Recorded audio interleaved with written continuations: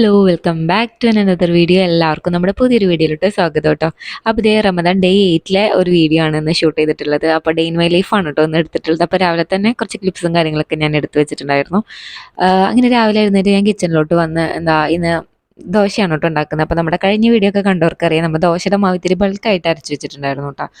ഇപ്പോൾ റമദാൻ മാസമായതുകൊണ്ട് നമ്മൾ വീട്ടിൽ അങ്ങനെ കുക്ക് ചെയ്യും കാര്യങ്ങളൊന്നും ഇല്ലല്ലോ. അപ്പോൾ ദോശയാകുമ്പോൾ ഉണ്ണികൾക്കും ഉപ്പാക്കൊക്കെ കൊടുക്കാൻ ഇത്തിരി എളുപ്പമാവുമല്ലോ എന്ന് വിചാരിച്ചിട്ടാണ് കേട്ടോ അങ്ങനെ മാവ് കുറച്ച് അധികം ആക്കിയിട്ട് ഉണ്ടാക്കി വെച്ചിട്ടുണ്ടായിരുന്നത്. പിന്നെ ഇത് അതിലോട്ടുള്ള ചമ്മന്തിയും ചട്നിയും കാര്യങ്ങളൊക്കെ ഉണ്ടാക്കി ഞാൻ കിച്ചണൊക്കെ ക്ലീൻ ആക്കിയിട്ട് കുറച്ച് നേരം ഫ്രണ്ടിലൊക്കെ പോയിരുന്നിട്ടുണ്ടായിരുന്നു കേട്ടോ. എന്നിട്ട് ഉപ്പാക്ക് ഫുഡ് കൊടുക്കാനായപ്പോൾ ഞാൻ അങ്ങനെ ദോശ ഉണ്ടാക്കാൻ വേണ്ടിയിട്ട് കിച്ചണിലോട്ട് വന്നിട്ടുണ്ട്. അപ്പം മാവ് ഫ്രിഡ്ജിലായിരുന്നു, അത് ഞാൻ കുറച്ച് നേരത്തെ പുറത്തെടുത്ത് വെച്ചിട്ടുണ്ടായിരുന്നു കേട്ടോ. അപ്പോൾ 2 ദിവസമായി കണ്ടിന്യൂസ് ആയിട്ട് നമ്മുടെ വ്ളോഗിൽ ദോശയായിരിക്കും. പിന്നെ ഇഡ്ഡലിയും അങ്ങനെ മാറി മാറിയിട്ടൊക്കെ ആക്കാമല്ലോ എന്ന് വിചാരിച്ചു കേട്ടോ. പിന്നെ എല്ലാവർക്കും നോമ്പായതുകൊണ്ടാണ് മാവ് അങ്ങനെ മൂവ് ആവാതെ ഇരിക്കുന്നത് കേട്ടോ. അങ്ങനെ ഞാൻ പാനൊക്കെ ചൂടാക്കി വേഗം ദോശ ഇങ്ങനെ വീശിയെടുക്കുന്നുണ്ട് കേട്ടോ. മോൾ എഴുന്നേറ്റ് വന്നിട്ടില്ല കേട്ടോ. അപ്പോൾ അതുകൊണ്ട് തന്നെ അത്രയും അങ്ങോട്ട് ജോലി ചെയ്യാൻ പ്രഷറൊന്നുമില്ല. ആള് നല്ല ഉറക്കത്തിലാണ് കേട്ടോ ഇക്കാനായിട്ട്. അപ്പം ഞാനിങ്ങനെ എല്ലാ പണിയും വേഗം ചെയ്തെടുക്കുന്നുണ്ട്.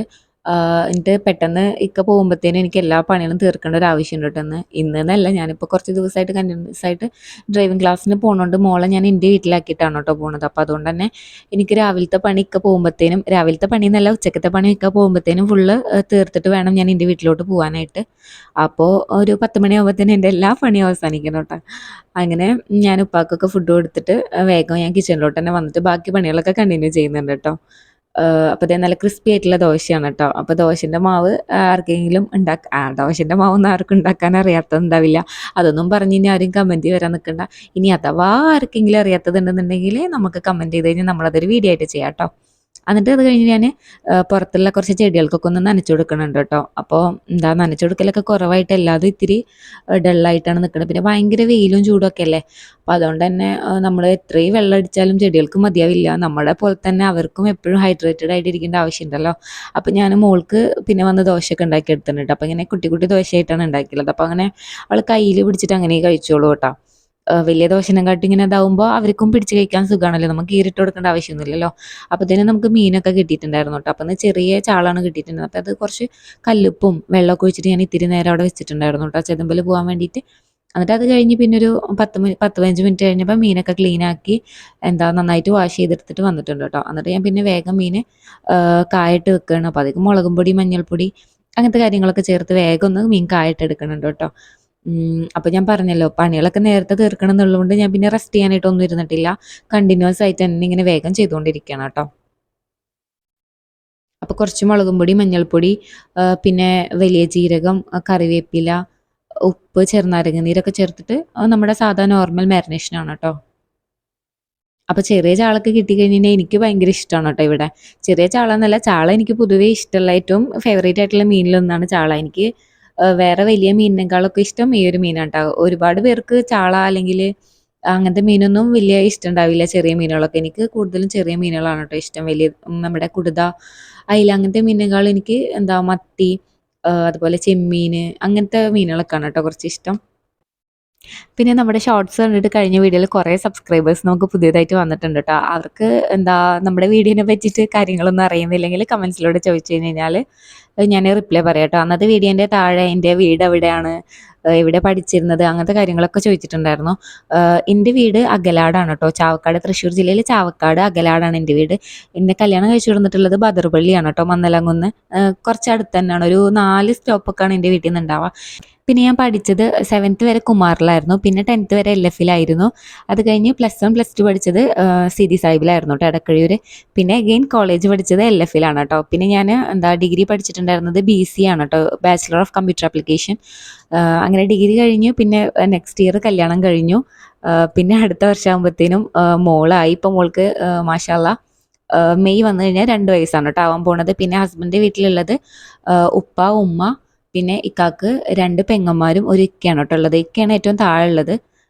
അങ്ങനെയൊക്കെയാണ് ഇവിടുത്തെ വിശേഷങ്ങൾ. പിന്നെ എൻ്റെ വീട്ടിൽ 4 മക്കളാണ് കേട്ടോ, ഞാനാണ് മൂത്ത ആള്. പിന്നെ എനിക്ക് 2 അനിയന്, ഒരു അനിയത്തിയാണ് കേട്ടോ ഉള്ളത്. അപ്പോൾ ഇത്രയും കാര്യങ്ങളാണ് എന്നെ കുറിച്ചിട്ട് ഇനി പുതിയതായിട്ട് വന്ന സബ്സ്ക്രൈബേഴ്സിന് അറിയാത്തതായിട്ടുണ്ടാവും. പിന്നെ കുറേ സബ്സ്ക്രൈബേഴ്സൊക്കെ നമ്മുടെ ഫാമിലി റിലേറ്റീവ്സ് അങ്ങനെ കുറച്ച് ആൾക്കാരൊക്കെയാണ് കേട്ടോ. അപ്പോൾ അവർക്കൊക്കെ ഏകദേശം ഇതിനെ പറ്റിയിട്ടൊക്കെ അറിയുന്നുണ്ടാവും. എൻ്റെ ഫ്രണ്ട്സ് സർക്കിളിലായാലും ഒരുപാട് സബ്സ്ക്രൈബേഴ്സ് നമ്മളെ സപ്പോർട്ട് ചെയ്യുന്നുണ്ട്. അപ്പോൾ അവർക്കൊക്കെ ഇതിനെ പറ്റിയിട്ട് ഒരുപാട് കാര്യങ്ങളൊക്കെ അറിയുന്നുണ്ടാവും കേട്ടോ.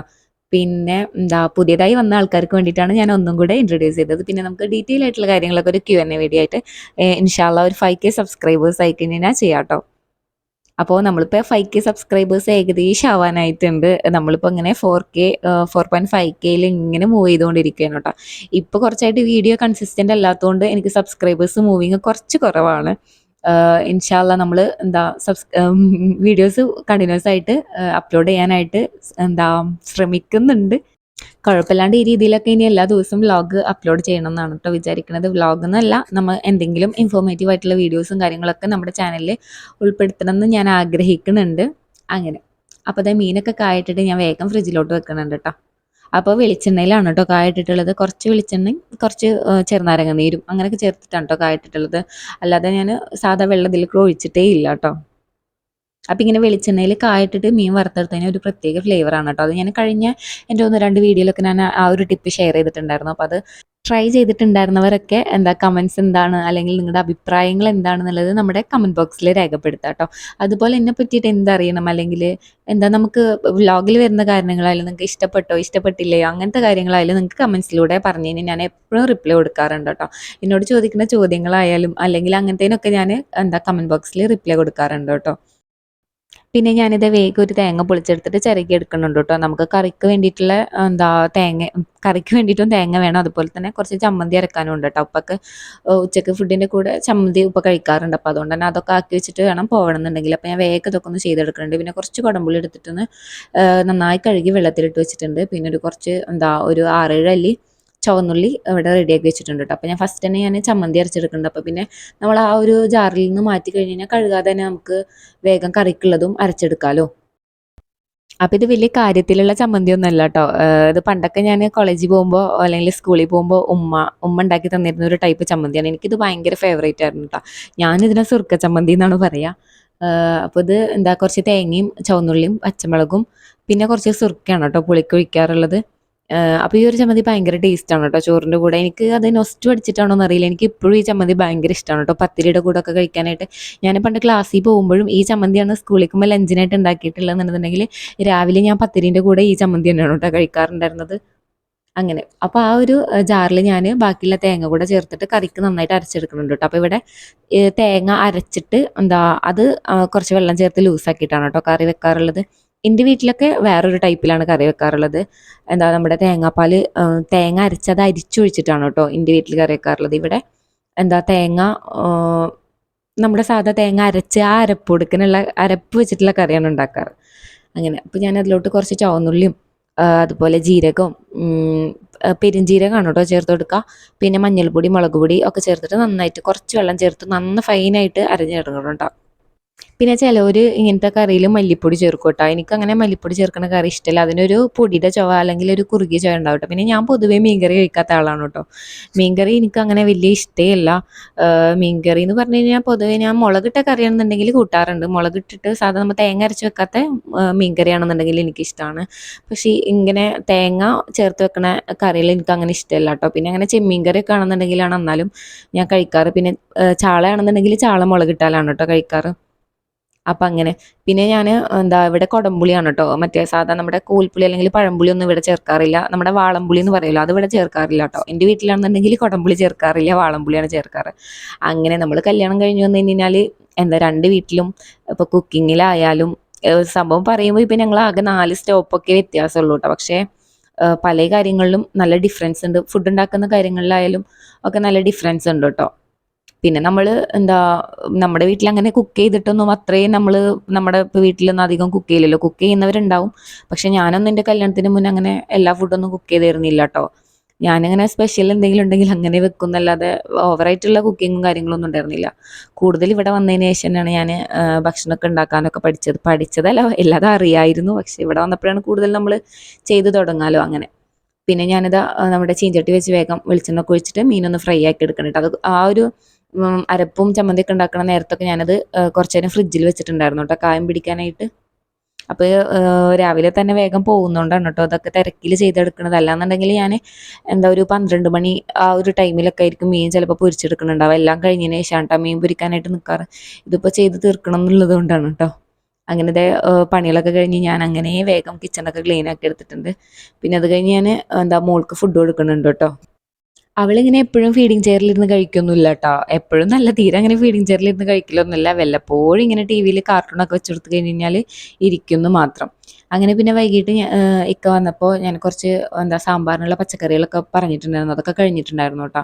അപ്പോൾ ഇവിടെ കുമ്പളം വെള്ളരി സാമ്പാർ ഡെയിലി വെക്കുമല്ലോ, അപ്പോൾ അതിലേക്കുള്ള കഷ്ണങ്ങളൊക്കെ ഇത്തിരി കുറവുണ്ടായിരുന്നു. പിന്നെ ചക്കരമത്ത, കറുത്തമുന്തിരി അങ്ങനത്തെ കാര്യങ്ങളൊക്കെ വാങ്ങിച്ചു കൊണ്ടുവന്നിട്ടുണ്ടായിരുന്നു കേട്ടോ. ഇവിടെ ഞാൻ പറഞ്ഞിട്ടില്ല, അങ്ങനെ ഫ്രൂട്ട്സ് ആണ് എപ്പോഴും ഉണ്ടാവുക. പിന്നെ ഇതാ വീട്ടിലുണ്ടായ ചിക്കു, അതൊക്കെ ഞാൻ തോല് കളഞ്ഞ് ക്ലീൻ ആക്കി വെച്ചിട്ടുണ്ട് കേട്ടോ. പിന്നെ ഞാൻ വെള്ളം കലക്കി വെക്കുന്നതും അങ്ങനത്തെ കാര്യങ്ങളൊന്നും ഞാൻ അത്രയും ഷൂട്ട് ചെയ്തിട്ടുണ്ടായിരുന്നില്ല കേട്ടോ. പിന്നെ കുറച്ച് ചിക്കു ഞാൻ ഇവിടെ ക്ലീൻ ആക്കി വെച്ചിട്ടുണ്ട്, ഷേക്ക് അടിക്കാൻ വേണ്ടിയിട്ടാണ്. പിന്നെ അതിലേക്കുള്ള കട്ടപ്പാലും പിന്നെ വെള്ളം കലക്കി വെച്ചിട്ടുണ്ടായിരുന്നു. അതൊക്കെ ഡെയിലി വ്ലോഗിൽ കാണിക്കുന്നതുകൊണ്ടാണ് കേട്ടോ ഞാൻ അത് വീഡിയോ ഷൂട്ട് ചെയ്യാറുള്ളത്. നമ്മുടെ റമദാൻ സീരീസിൽ ഇന്നും ഇത് കാണിച്ച് വെറുപ്പിക്കണ്ടല്ലോ എന്ന് വിചാരിച്ചിട്ട് ഞാൻ അതൊന്നും എടുത്തിട്ടില്ല. പിന്നെ ഞാൻ ഷേക്ക് അടിക്കുന്നുണ്ട് കേട്ടോ. ബാങ്ക് കൊടുക്കണതിൻ്റെ കുറച്ച് മുന്നാണ് ആക്കിയെടുക്കുന്നത്. അപ്പോൾ പാൽ അങ്ങനെ കട്ടായിട്ടൊന്നും ഉണ്ടായിരുന്നില്ല കേട്ടോ, ചെറുതായിട്ടൊന്ന് ഫ്രീസ് ആയിട്ടുണ്ടായിരുന്നു. അപ്പോൾ അത് ഞാൻ വേഗം ഒന്ന് ഷേക്ക് ആക്കി എടുക്കുന്നുണ്ട് കേട്ടോ. അപ്പോൾ ഒന്ന് ചിക്കു പഴുത്തിട്ടുണ്ടായിരുന്നത് കൊണ്ട് അതായിട്ടാണ് കേട്ടോ ഒന്ന് ഉണ്ടാക്കുന്നത്. അപ്പോൾ പാലൊക്കെ പൊട്ടിച്ച് വേഗം മിക്സിയുടെ ജാറിലേക്ക് ഇട്ട് കൊടുക്കുന്നുണ്ട്. ഇപ്പോൾ ഏകദേശം ബാങ്ക് കൊടുക്കാനുള്ള സമയമൊക്കെ ആയിട്ടുണ്ടായിരുന്നു കേട്ടോ. ആ ഒരു 6:37-40 ഉള്ളിലാണ് ഇവിടെ ബാങ്ക്. ഇത് ഏകദേശം 35-34 ആ ഒരു ടൈമിലാണ് കേട്ടോ അടിച്ചെടുക്കുന്നത്. ബാങ്ക് കൊടുത്തപ്പോൾ പിന്നെ ഇതായിട്ട് ഞാൻ ഓടാണ് കേട്ടോ ചെയ്തത്, മിക്സിയുടെ ജാറായിട്ട്. നമ്മൾ ഷെയ്ക്കൊക്കെ അടിക്കുമ്പോൾ ആ ഒരു ടൈമിൽ അടിച്ചാലല്ലേ ആ ഒരു തണുപ്പും കാര്യങ്ങളൊക്കെ നിൽക്കുള്ളൂ. അപ്പോൾ അതുകൊണ്ടാണ് അങ്ങനെ ചെയ്യണത് കേട്ടോ. പിന്നെ അതിലേക്ക് ആവശ്യമുള്ള പഞ്ചസാരൊക്കെ ചേർത്ത് കൊടുത്തിട്ടുണ്ട്. അപ്പോൾ ഞാൻ ഓവറായിട്ട് പഞ്ചസാര ചേർത്ത് കൊടുത്തിട്ടില്ല, കുറച്ചാട്ടം ചേർത്ത് കൊടുക്കണുള്ളൂ. ഇവിടെ മധുരം അങ്ങനെ വലിയ ഇഷ്ടമല്ലാന്ന് എൻ്റെ വ്ളോഗ് കണ്ടിന്യൂസ് ആയി കാണുന്ന എല്ലാവർക്കും അറിയാം. അപ്പോൾ അങ്ങനെ അപ്പോൾ ഷെയ്ക്കൊക്കെ അവിടെ ഉണ്ടാക്കി വെച്ചിട്ടുണ്ട്. പിന്നെ എല്ലാതും ടാബിലൊക്കെ കൊണ്ടുവന്ന് വെച്ചിട്ട് നോമ്പറക്കാനായിട്ട് തുടങ്ങിയിട്ടുണ്ട് കേട്ടോ. ബാങ്ക് കൊടുത്തിട്ടുണ്ട്. അപ്പോൾ ഈത്തപ്പഴം, കാരക്ക, ഓറഞ്ച്, മുന്തിരി, സപ്പോട്ട, ചക്കരമത്ത എല്ലാതും ഉണ്ടായിരുന്നു കേട്ടോ. പിന്നെ ഫുഡൊക്കെ കഴിച്ച് കഴിഞ്ഞിട്ട് ഞങ്ങൾ നാത്തൂൻ്റെ വീട്ടിലേക്ക് പോയിട്ടുണ്ടായിരുന്നു കേട്ടോ. അവിടെ നാത്തൂൻ്റെ മോള് ഫ്രണ്ടിൻ്റെ വീട്ടിൽ പോയിട്ട് അപ്പോൾ ആളെ വിളിക്കാനുണ്ടായിരുന്നു. അപ്പോൾ അങ്ങനെ നേരെ അവിടെ പോയിട്ടുണ്ടായിരുന്നു. അപ്പോൾ അവിടെ നിന്നാണ് ഞങ്ങൾ ഫുഡും കാര്യങ്ങളൊക്കെ കഴിച്ചിട്ടുണ്ടായിരുന്നു കേട്ടോ. അവിടെ ചിക്കൻ ബിരിയാണി ആയിരുന്നു.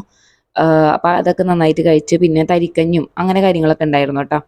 അപ്പോൾ ഇന്നത്തെ വീഡിയോയിൽ ഇത്രയും കാര്യങ്ങളാണ് നമ്മൾ ഇൻക്ലൂഡ് ആക്കിയിട്ടുള്ളത്. അപ്പോൾ രാത്രി ഫുഡൊക്കെ കഴിച്ച് വീട്ടിലേക്ക് പോരാണ് കേട്ടോ ഉണ്ടായത്. അപ്പോൾ നമ്മുടെ ചാനൽ ഇഷ്ടപ്പെട്ടിട്ടുണ്ടെങ്കിൽ സബ്സ്ക്രൈബ് ചെയ്യാനും സപ്പോർട്ട് ചെയ്യാനൊന്നും മറക്കരുത് കേട്ടോ.